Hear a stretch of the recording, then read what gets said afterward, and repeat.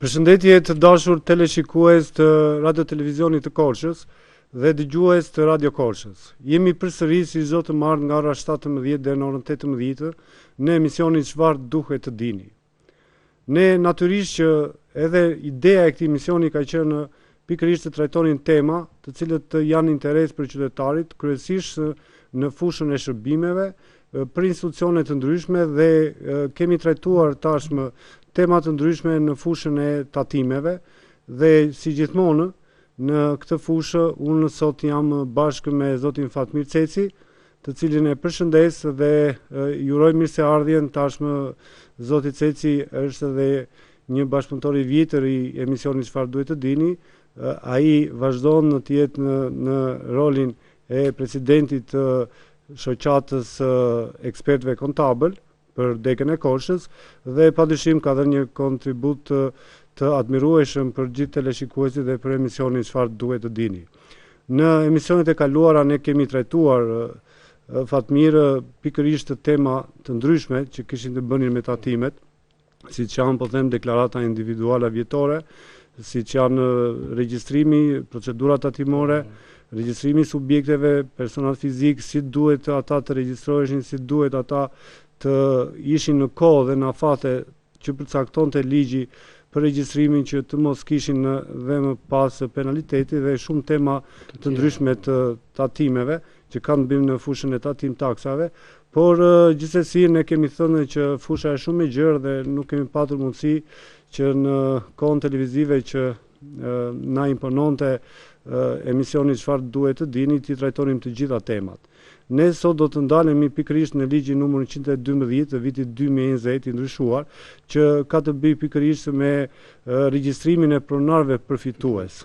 Por para se të kalonim në tema e këtij emisioni, unë do të doja Fatmir, jemi dhe gati 2 muaj, më pak se 2 muaj, nga janari vitit 2026, ne i kemi trajtuar edhe vitin e kaluar, pikërisht deklaratën individuale vjetore. Unë doja të ndaleshim pak këtu që edhe qytetarët të përgatiten dhe të kenë parasysh se çfarë duhet të kenë parasysh ata në janar të vitit 2026, por mendoj pavarësisht se udhëzimet nuk kanë dalë, cilat janë ato kategori dhe çfarë qytetarët duhet të dinë pikërisht për deklaratën individuale të vitit 2024, që e kanë bërë në vitin 2025 dhe ligji parashikon që në vitin 2026 disa prej tyre, ata që kanë bërë deklaratën individuale vjetore, pavarësisht se kanë patur një pagë ose të ardhura më të ulta se ato që përcakton ligji, kanë të drejtë të përfitojnë nëse do të kenë, po them unë, fëmijë në moshën 18 vjeç, duke bërë zbritje të dhura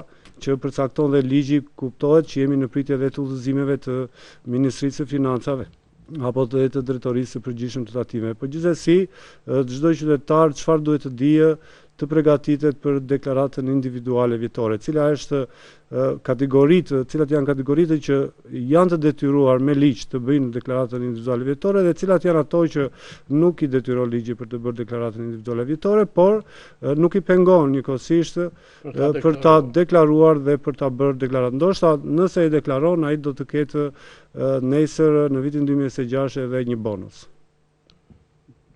Deklarata diva që i themi, deklarata vjetore e të ardhurave personale, të çdo individi, deri 10 ka qenë për të raportuar, si detyrë për të raportuar në prill të çdo viti. Këtë vit ka ndryshuar edhe afati i raportimit, i cili duhet të bëhet më 31 deri në 31 mars, ndërsa veçori tjetër e këtij viti është se dhe gama ose numri i individëve o personave të cilët duhet të deklarojnë është shumë e gjerë, për arsye se është zbritur dhe kufiri maksimal i raportimit. Nëse ka qenë deri vitin më parshme ka qenë 20 milion të vjetra ose 2 milion të reja, këtë vit është bërë 12 milion ose 1.200.000 të reja. Pra çdo individ i cili realizon gjatë gjithë vitit 1.200.000 lekë të reja, ai e ka për detyrë të raportojë. Ndërsa përveç këtyre individëve, duhet patjetër përsëri i cili ka qenë dhe më përpara, duhet të raportojë të gjithë ata që kanë qenë të 2 punësuar ose të 3 punësuar. Ndërsa ky ligj përsëri pasurohet edhe me një kufi tjetër, mbase s'është i detyruar, por çdo individ i cili siguron një të ardhur të pa deklaruar diku deri në 50.000 të reja ose 500.000 lekë të reja, mund të deklarojë të mbushë në fund të datës 31 mars këtë deklaratë DIVA. Që nuk është një detyrim ligjor në këtë raste, por është një interes, është një interes të qytetarit. Të ndryshme, ai mund ta deklarojë.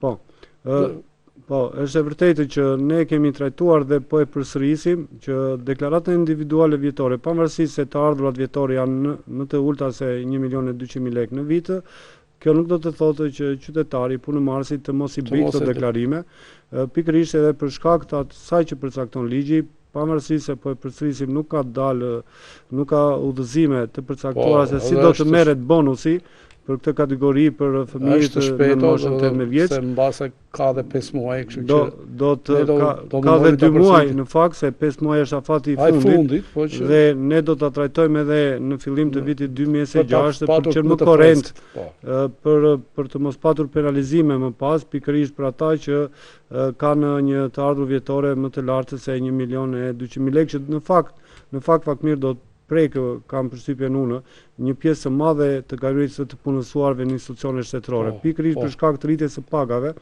gjatë vitit 2025, ka bërë të mundur që një pjesë e mire e punëmarrësve në institucione shtetërore, në ndërmarrje shtetërore, të kenë të ardhur vjetore më të lartë se 1.200.000 lekë në vit. Dhe kuptohet, është një detyrim ligjor, ju e thatë, ne kemi përsëritur, po vazhdojmë ta përsërisim. Kanë penalitete pastaj për çdo gjë, se duhet të kalojnë në penalitete. Që ne kemi asur nga ankesat e qytetarëve gjatë vitit kaluar që një punëmarrës i cili ka më shumë se një punëdhënës, pavarësisht se ka pagat më të ulta ose të ardhurat vjetore më të ulta se 1.200.000 lekë, e kemi shpjeguar dhe arsyejmë se e ka detyrim ligjor që ai duhet të bëjë deklaratën vjetore. Bashkimi i tyre i lindi detyrimet e tjera. Se lindin detyrimet kryesisht në tatimin mbi të ardhurat, sepse e kalon në niveli i 50.000 lekë, po them në të dyja pagat që merr nga 2 punëdhënës ose më shumë se 2 punëdhënës. Megjithatë, ne të presim udhëzimet përkatëse të Ministrisë Financave dhe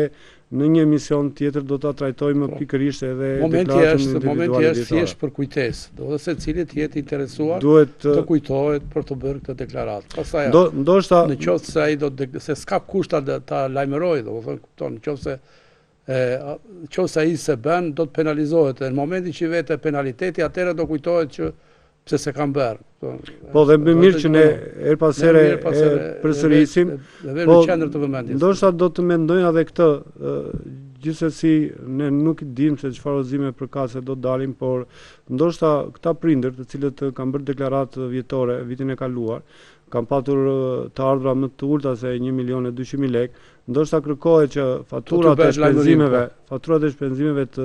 për fëmijët, për shkollat. Vërtetimet për shkollat, për fëmijët që kanë në shkollë, certifikatën familjare dhe dokumentacion tjetër që vërtetojë që ka 2 fëmijë për shembull ose një 2 ka në shkollë të mesme 8 vjeçare ose fillore. Jo, unë do të thoya këtë.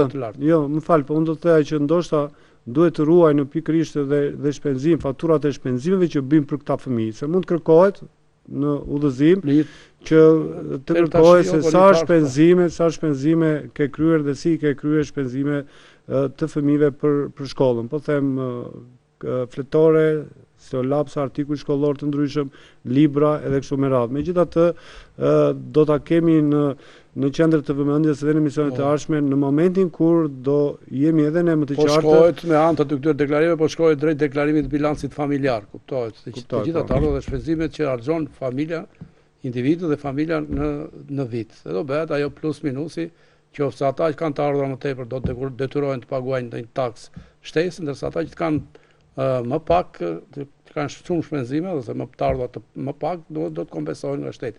Por kjo është shpejt. Por këto janë hapa drejt finales, domethënë, të kësaj deklarate. Po, atëre mirë bëmë dhe do ta përsërisim edhe herë tjetër, këtë që tham për deklaratën individuale vjetore, nuk do të përsërisim ato problematika që ne kemi trajtuar në emisionet e kaluara, në fushën e tatimeve. Sot do ndalemi pikërisht në tema e emisionit, që ka të bëjë pikërisht me zbatimin e ligjit numër 112 të vitit 2020 të ndryshuar për regjistrimin e pronarëve përfitues. Nëse do të jetë një interes në fakt për qytetarin, të jemi pak më të qartë. Cila është fusha e zbatimit të këtij ligji dhe cili është objekti i zbatimit të ligjit numër 112 vitit 2020 që të jemi dhe qytetarët jenë në dijeni të mos gabojmë se e kemi përsëritur dhe duhet ta themi që nëse nuk respekton afatet kohore të çdo regjistrimi, qoftë edhe për regjistrimin e pronarëve përfitues, normalisht nesër qytetari do të përballet me që ne do t'i trajtojmë më pas. Po fillimisht vetëm për fushën e zbatimit dhe objektin e zbatimit të ligjit numër 112 të vitin 2020. Ligji mbi regjistrin e pronarëve përfitues që ka dalë në vitin 2020 normalisht nuk ka të bëjë me procedura tatimore, është jashtë kësaj sfere dhe ka të bëjë më shumë me procedura juridike, të cilët duhet të zbatojnë shoqëritë juridike që janë të regjistruara në QKB. Pra, ligji ose regjistri i pronarëve përfitues ka të bëjë me të gjithë shoqëritë SHPK, dhe shoqëritë me përgjegjësi të kufizuar, shoqëritë aksionere, zyrat e përfaqësimit, ka të bëjë me OJF-të, të gjitha OJF-të të llojeve të ndryshme që janë. Të gjitha këto e kanë për detyrë të regjistrohen në regjistri i pronarëve përfituesit, me anë të një aplikimi në zyrat e QKB-s, normalisht direkt nga e Albania. Ndërsa përjashtohen nga ky lloj detyrimi personat fizik, tregtar ose jo tregtar, shoqëritë fetare, mirë them, shoqëritë fetare dhe partitë politike. Ndërsa të gjithë të tjerët janë të detyruar të regjistrohen në regjistri i pronarëve përfitues. Këto regjistrime ndiqen nga shumë organe kompetente, të cilat janë një nga organet më të rëndësishme në këtë drejtim është Drejtoria e Pastrimit të Parave. Dhe pikërisht ky ligj ka të bëjë më tepër me eliminimin ose me parandalimin dhe zbulimin e rasteve të pastrimit të parave. Këtu është ngarkohet me përgjegjësi për ta zbatuar këtë ligj janë bankat e nivelit të dytë dhe Banka e Shqipërisë, janë të ngarkuar edhe drejtoritë e tatimeve, normalisht pastaj dhe gjykatat dhe drejtoritë e policisë, janë sektori i krimit ekonomik. Të gjithë këto në kompleks të tyre bëjnë zbatimin rigoroz të këtij ligji, i cili në këto momente është shumë i rëndësishëm për këtë që thamë, që bën eliminimin, parandalimin dhe zbulimin e pastrimit të parave. Po, është shumë rëndësishëm personave në aktivitetin e çdo subjekti që i përmendet, jo të gjitha subjektet janë të detyruar të bëjnë këtë regjistrim. Por në interes të qytetarëve është kjo, si bëhet regjistrimi? Bëhet nëpërmjet Albania, si të gjitha shërbimet e tjera, apo ka një procedurë tjetër për regjistrimin sipas ligjit 112 të vitit 2020? Në radhë parë njëherë duhet të dimë se kush quhet pronar përfitues. Pronar përfitues quhet ai personi i fundit ose individi i fundit i shoqërisë ose subjektit juridik i cili përfiton të ardhurat nga aktiviteti i këtij subjekti. Por ka dhe një kusht që ky duhet të ketë mbi 25% të kapitalit, të aksioneve.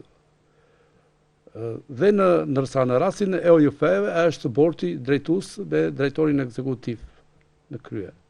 Ndërsa aplikimi i tyre bëhet siç thamë pranë QKB-s, ku është dhe duhet mbushur formulari i aplikimit, i cili bëhet nga e Albania dhe normalisht aty ky formular kërkon shumë të dhëna, do të thënë, për identifikimin e këtij pronari dhe ka një procedurë në mënyrë të përshpejtuar. Kur janë dy lloj pronarësh, pronari direkt dhe pronarët indirekt.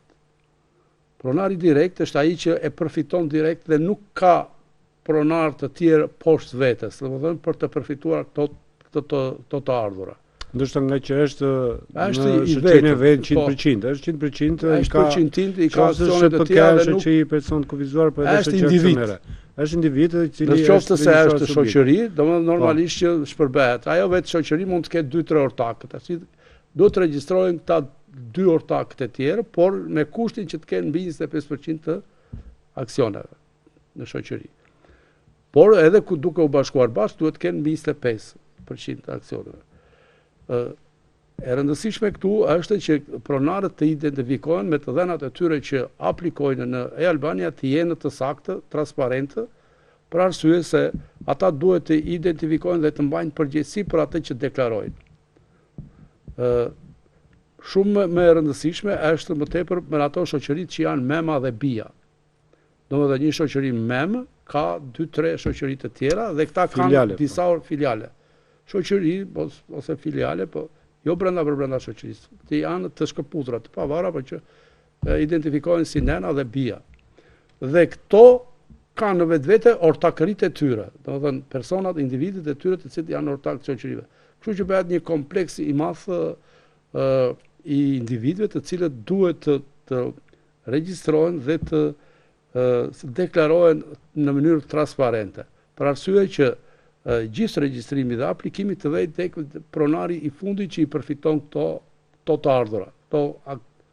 Unë kam sjellë këtu dy shembuj. Po mund të jemi më konkret, se ndoshta duke sjellë shembuj të kësaj natyre edhe qytetari është më i qartë për ato që përcakton ligji. Po. Ky është formulari i deklarimit, i cili ka emri, mbiemri, shtetësinë. Më fal, do ta përgatisim dhe do ta shfaqim në emisionin e ardhshëm. Do ta përgatisim dhe ta japim në emision. Po. Quhet pronari direkt dhe pronarët indirekt. Mund t'i lexoj rubrikat gjitha me radhë për të qenë të dhënat e pronarit direkt, të dhënat e pronarit indirekt, njëshi, dyshi, sa mund të ketë të tjetër, pronësia indirekte ose pronësia direkte, edhe tjetra. Data e regjistrimit të vendimit kur ky është bërë pronar përfitues ka shumë rëndësi. Data e vendimit të asamblesë të shoqërive kur ky pronar ka marrë detyrën e pronarit të fundit përfitues. Është shumë e rëndësishme për arsye se kjo ka penalitete.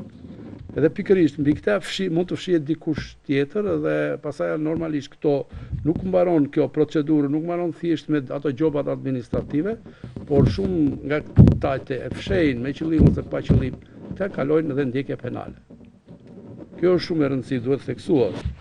Edhe penalitetet janë shumë të larta, por do t'i përmendim më pas, po vetëm tani jemi në kushtet e listimit të dokumentacionit që duhet gjatë deklarimit, dikush personi përgjegjës, që është administratori i shoqërisë, do bëj një deklaratë ku të thotë që unë filani administratori i shoqërisë mbaj përgjegjësi për të përcaktuar dhe për të deklaruar pronarin përfitues të shoqërisë të cilën unë e përfaqësoj.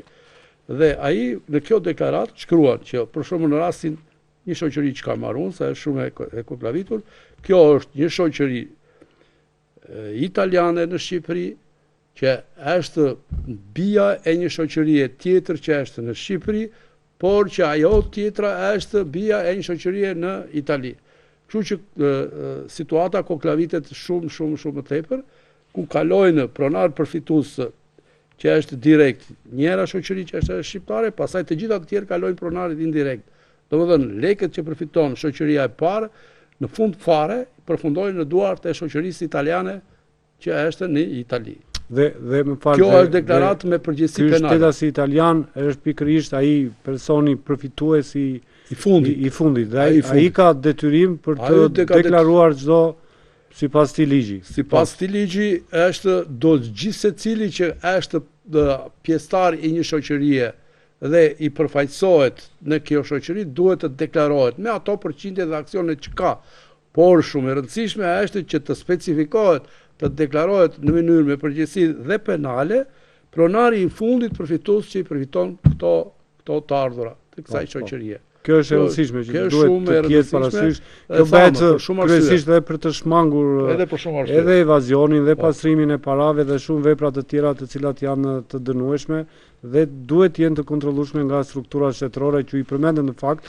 Janë disa struktura shtetërore, institucione që e kanë për detyrë pikërisht kontrollin e zbatimit të ligjit numër 112 të vitit 2020, siç janë përmendet ju edhe bankat e Baga qendrore, që janë edhe policia e shtetit, strukturat e policisë së shtetit, strukturat krimit ekonomik i tatimeve Do më janë struktura të veçanta të përcaktuara me ligj që bëjnë monitorimi, po them, me zbatimin të ligjit numër 112 të vitit 2020. Por nuk po flasim vetëm për këto, ne duhet të dimë edhe cilat janë të drejtat, cilat janë detyrimet e pikërisht e këtyre pronarëve përfitues, siç ka detyrime, unë jam i bindur që ka dhe të drejta të cilat ne duhet t'i themi dhe t'i sqarojmë qytetarët. Detyrimi e thamë dhe që në shqysh në fillim, detyrimi i çdo subjekti i regjistruar në QKB që futet në kategorinë e SHPK-ve, shoqërive aksionere, zyrave të përfaqësimit,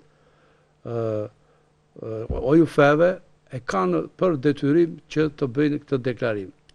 Edhe regjistrimi fillestar, normalisht që në momentin që krijohet një shoqëri, do të futemi çik në procedurën e aplikimit. Në momentin që regjistrohet një shoqëri SHPK ose shoqëri aksionere të kësaj kategorie shoqërish, ai duhet patjetër të jetë kohë të bëjë dhe regjistrimin në pronarin përfitues. Është lehtësuar nga QKB-ja kjo procedurë se në disa vite më përpara bëheshin veç e veç.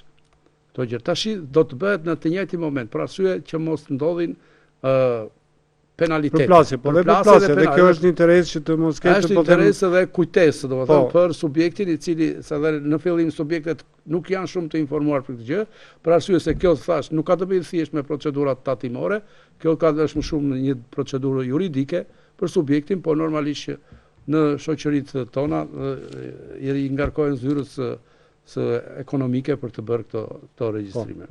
Atëherë, në momentin që shoqëria regjistrohet, duhet patjetër që të bëjë dhe regjistrimin e pronarëve përfitues, e thamë se penalitetet, nëse do t'i themi në fund, janë shumë të larta dhe do i trajtojmë penalitetet, cilat janë të drejtat, detyrimet. Po, kjo detyrim është drejtë dhe detyrim, që edhe detyrim që do drejt, po dhe drejt për të regjistruar. Po, është drejta e gjithë secilit që ka një i cili detyrim 4 jap të dhëna të sakta të identitetit të pronarit përfitues dhe të aktivitetit të shoqërisë, atë që thamë që mos ketë fshehje edhe si thua nga tresa gjatë të rrugës, për arsye se nëse ai do të zbulohet, normalisht që pastaj do të ketë penalitete thash deri në djegje penale. Regjistrimi i dytë është edhe i rëndësishëm është kur bën ndryshime të këtij pronari përfitues. Normalisht që gjatë aktivitetit të një shoqërie ka dhe ndryshime. Dhe një pronar ai shet aksionet, ai merr një pronar tjetër, ose bëhet ndryshimi i përqindjes aksioneve në një shoqëri. Përsëri, domethënë çfarë do lloj ndryshimi, sa do i vogël që të jetë, daç në përqindje të aksioneve, daç në ndryshim të individëve ose ortakëve, duhet patjetër të bëhet deklarimi. Reflektimi në faqen e qendrës kombëtare të biznesit, mos gaboj edhe një herë. Regjistrimi bëhet në qendrën kombëtare të biznesit. Te regjistri i pronarëve përfitues. Ku aty duhet patjetër që këta pronarë përfitues tham të jenë të identifikuar, janë rezident ose jo rezident, nuk ka rëndësi kjo, duhet për të. Dhe shumë më të rëndësishëm janë ata që janë jo rezidentë, për arsye se e kanë shumë të koklavitur problemin e aplikimit të tyre, se normalisht që ata nuk janë diku të regjistruar në regjistrat shqiptar për të identifikuar, kështu që duhet të merren të gjitha ekstraktet nga shteti nga vjen. Por ne kemi marrëveshje, besoj, edhe në bazë të marrëveshjeve të caktuara. Jo, merren nga individi, e ka për detyrë individi të marrë të plotësojë gjithë dokumentet, nuk e ka institucioni. Në Shqipëri ka disa dokumenta që i merr vetë institucioni edhe i transferon nga QKB-ja në regjistrin pronarëve përfitues. Kur aplikon ti ke këto lehtësira tatimore, po je person, individ i Republikës së Shqipërisë, i cili je identifikueshëm dhe shumicën e të dhënave kalojnë automatikisht tek regjistri pronarëve përfitues. Aty vetëm ti do bësh deklarimin, ndërsa për personat jo rezidente ose shoqëritë jo rezidente është problemi pak më i vështirë. Duhet patjetër që brenda 90 ditëve kur ka ndryshime. 90 ditëve duhet të bëhet riregjistrimi ose ndryshimi ose riaplikimi. Për arsye se penaliteti është 400. Kam luan pak në penalitetet, që ne do t'i përmendim. Jemi të detyruar penalitetet se ky problem është gjithandej me të gjitha ata që është shumë i rëndësishëm që harojnë, edhe penaliteti është shumë i madh edhe fillon konflikti midis atij që ka regjistrimi, Afatet kohore, pse të marrësh penalitet do jo vetëm saktësinë dhe deklarimin e atyre që nga regjistrimi fillestar. Po që nga regjistrimi fillestar, cilat janë afatet dhe pse duhet ta ketë parasysh një subjekt që ushtron një aktivitet të tillë, që është i detyruar sipas ligjit 112 të vitit 2020, të ketë parasysh jo vetëm afatet kohore, por dhe dokumentacionin dhe ato që ju i shpjeguat, se më pas ka dhe penalitete që i parashikon ligji dhe kam përshtypjen se janë penalitete jo të vogla. E rëndësishme është që në momentin e regjistrimit fillestar, ti je në individ i cili ose dy individ ose dy ortak duan të krijojnë një shoqëri, krijojnë një statut, krijojnë aktin e themelimit të tyre, bëjnë fillimin e regjistrimit në QKB, normalisht që të njihen si shoqëri, dhe në të njëjtën kohë, thash, është një lehtësi shumë e madhe kur në këtë vit, në momentin që ti bën regjistrimin si individ, duhet bësh edhe regjistrimin e pronarëve përfitues. Deri vjet nuk ka qenë kjo dhe ka pasur shumë probleme. Për arsye të kujtesës, ndërsa në qoftë se për arsye të ndryshme ti nuk bën dot regjistrimin e pronarëve përfitues, duhet në momentin fillestar, duhet patjetër brenda 40 ditëve ta bësh, që mos i nështrohesh penalitetit, brenda 40 ditëve. Po në qoftë se bën këtë edhe pas 40 ditëve, pastaj penalizohesh, ka një penalitet shumë më të lartë. I përmendim. Në rastin e parë ka 50.000, në rastin e parë ka 50.000, në rastin e dytë ka 6 milion lekë. Të vjetra, 600.000. Të vjetra, 600.000. Domethënë kemi një penalizim nëse deri në 40 ditë dhe më pas kemi disa fish. Shumë edhe ne jemi ankuar për këtë penalitet kaq të madh, se për arsyet mund të ndodhin për arsyet negligjencës, por normalisht pastaj këtu në qoftë se si deklaron, tham, ai futet në elemente dyshimit. Po pra, rëndësia është shumë e lartë dhe normalisht dhe përsëri pikërisht nga që ka rëndësi të madhe pikërisht regjistrimi afatet kohore me radhë dhe penalitetet më pas janë të tilla që të detyrojnë, po them, të zbatojnë ligjin pikërisht shoqëri tregtare të cilët janë objekti i zbatimit të këtij ligji. Por nëse kemi ndryshime, ju thatë në momentin e ndryshimit duhet patjetër brenda 90 ditëve. Edhe nëse se bën brenda 90 ditëve është 400.000 lekë. Do të thënë 4 milionë. Përsëri kemi penalitete nëse do të deklarojmë ndryshimet. Ndryshimet kanë bënë jo vetëm me ndryshimin e individëve, po dhe përqindjes brenda kapitalit apo brenda aksioneve që mund të ketë një shoqëri tregtare. Fatmir ishin vërtet me interes, po edhe se shumë neglizhojnë OJUFET, duke sikur janë të përjashtuara nga këto, por ky ligj i përfaqëson dhe OJUFET. Edhe ata duhet të jenë të kujdesshëm, për arsye dhe procedura e aplikimit të tyre është e veçantë, specifike, normalisht siç është natyra e aktivitetit të tyre. Se këta nuk kanë pronar përfitues në kuptimin e lekëve të përfitimeve në lek, por janë pronar me bord drejtues dhe me drejtor ekzekutiv, të cilët këta konsiderohen në emërtimin e pronarit përfitues. Dhe pavarësisht se këta menaxhojnë lekët, organizatat jo fitimprurse, vetë nga koncepti dhe mënyra e organizimit dhe krijimit të këtyre organizatave, janë jo fitimprurse, por normalisht ata qarkullojnë të ardhura, fitojnë donacione dhe ato donacione duhet të dihen dhe normalisht ato shpërndajnë dhe kush i përfiton. Kjo është edhe për të mos patur abuzime më pas, për të kontrolluar pikërisht atë që është edhe objekti kryesor i ligjit 112 që ka të bëjë, siç e thatë edhe ju në fillim të këtij emisionit, për pastrimin e parave dhe ka më pas edhe penalitete. Normalisht që penalitetet pasaj kemi të drejtë, individi ka ose subjekti ka të drejtë të ankimohet, si në të gjitha rastet e tjera. Po është shumë e rëndësishme. Edhe duhet ankimohet te titullari në fillim i QKB-s, dhe më pasaj do të drejtohet direkt gjykatës administrative. Për veprimin e QKB-s ose të gabimet, abuzimet që kanë ndodhur gjatë aplikimit të tij. Siç mendon ai normalisht. Kanë të drejtë në ankimimin. Në fakt çdo ligj parashikon të drejtat e ankimimit në rrugë administrative dhe më pas në gjykatë. Edhe ky ligj parashikon që nëse kemi një penalitet që qytetari apo subjekti apo përfaqësuesi i subjektit mendojnë që është i padrejtë, normalisht ai ka të drejtë në ankimimin sipas brenda 30 ditëve. Kjo e theksojmë se shumë qytetarë duke mos respektuar afatin e ankimimit e humbet të drejtë në ankimimit. Është 30 ditë afati i ankimimit, në shumë ligje është parashikuar pikërisht afati 30 ditor dhe ka drejt në ankimimin e qendrës kombëtare të biznesit dhe ky është ankimimi vetëm, nuk ka një apelim të dytë, po them, përveç gjykatës që kuptohet që i lidhet drejta për të ankimuar në gjykatë, po ndoshta nuk ka të dytë. Domethënë ankimimi i parë është direkt në titullari i ÇKB-s, që konsiderohet një ankimim administrativ. Po, dhe e dyta është mund të drejtohet gjykatës së shkallës së parë ose të gjykatës administrative të shkallës së parë. Këto janë gjoba administrative dhe i drejtohen gjykatës administrative. Po, më duhet të theksoj një gjë që përveç se të drejtës që ka qytetari, vetë qytetari për të regjistruar, për të bërë regjistrimet e pronarit përfitues, për të regjistruar si subjekt në ÇKB, ka dhe të drejtën për të autorizuar një përfaqësues. Normalisht gjithmonë me një autorizim. Këtu kemi një specifik tjetër që përsëri asim në praktikë. Kemi pak më të qartë, domethënë, pavarësisht se është regjistruar si pronar përfitues në qendrën kombëtare të biznesit, ka të drejtën e autorizimit. Nëse e kuptova drejt. Jo, të drejtën e regjistrimit, të aplikimit. Regjistrim për aplikimin që mund të bëhet nëpërmjet dikujt tjetër. Ose të drejtën e regjistrimit fillestar, ose të drejtën e ndryshimit të dhënave në regjistri i pronarëve përfitues.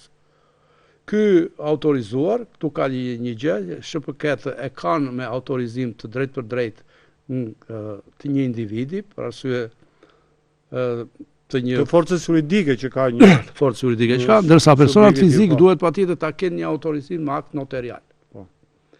Edhe një specifik tjetër që ka. Person fizik. Thamë që personat fizik nuk përfshiheshin në fushën e zbatimit të ligjit. Në momentin e regjistrimit.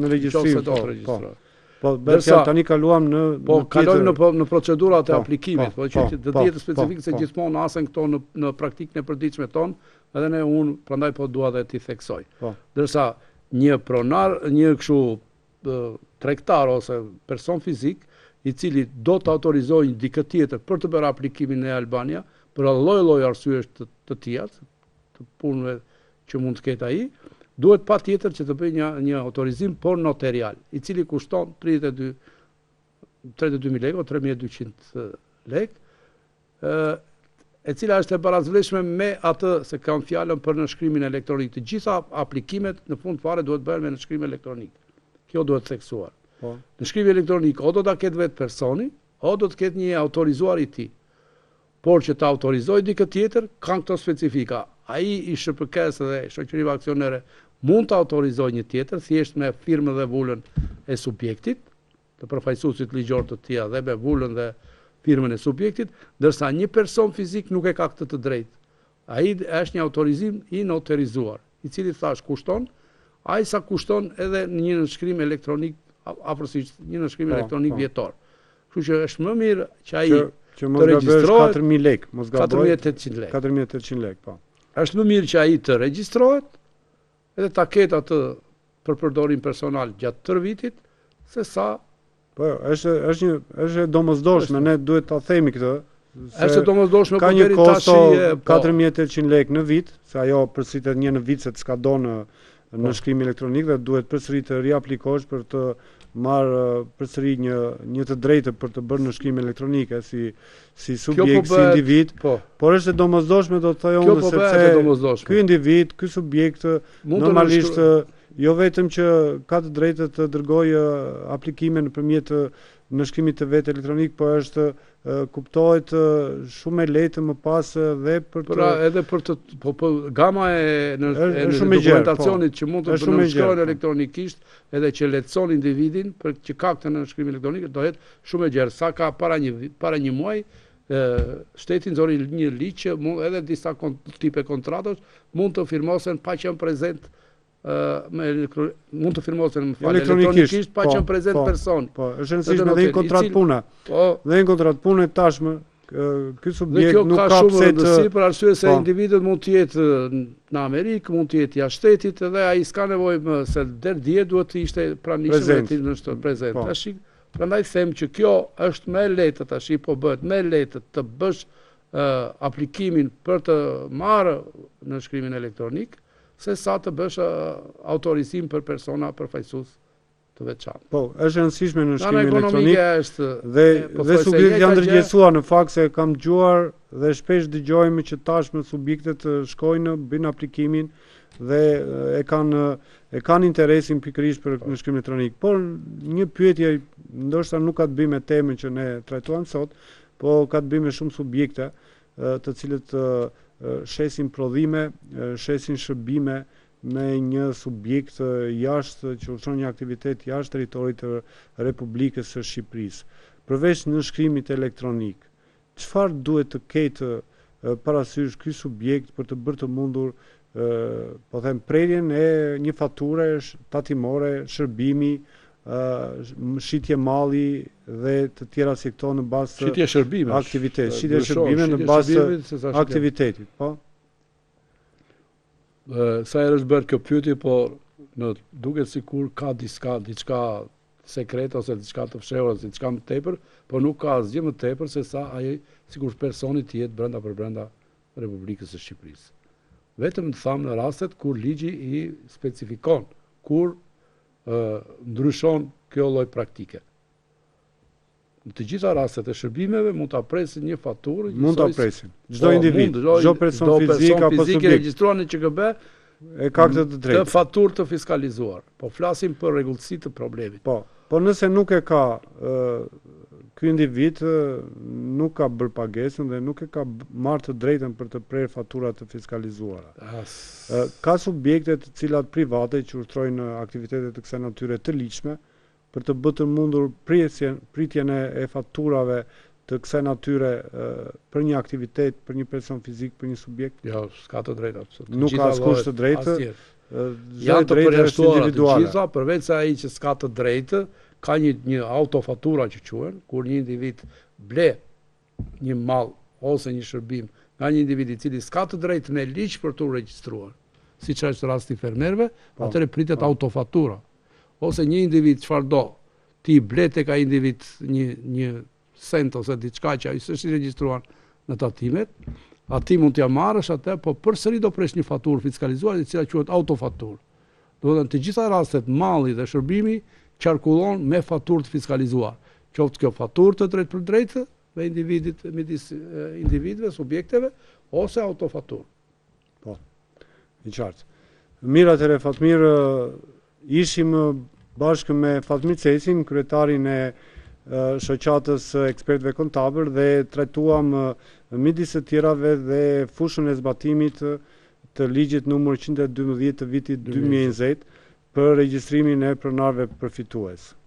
Unë e falenderoj Fatmirin për kontributin që dha edhe këtë herë në emisionin Çfarë duhet të dini dhe në emisionin e ardhshëm do të takojmë përsëri të martën nga ora 17 deri në orën 18.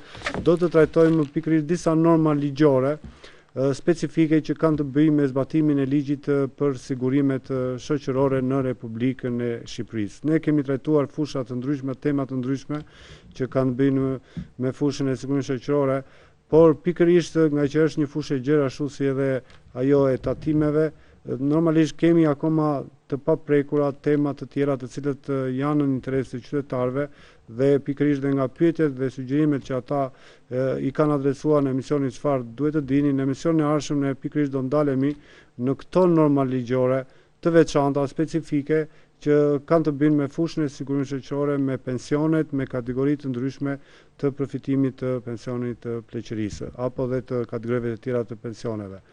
Sot do të jemi në fund të këtij emisioni dhe unë ju falenderoj për vëmendjen dhe mirë takofshim të martën tjetër nga ora 17 deri në orën 18.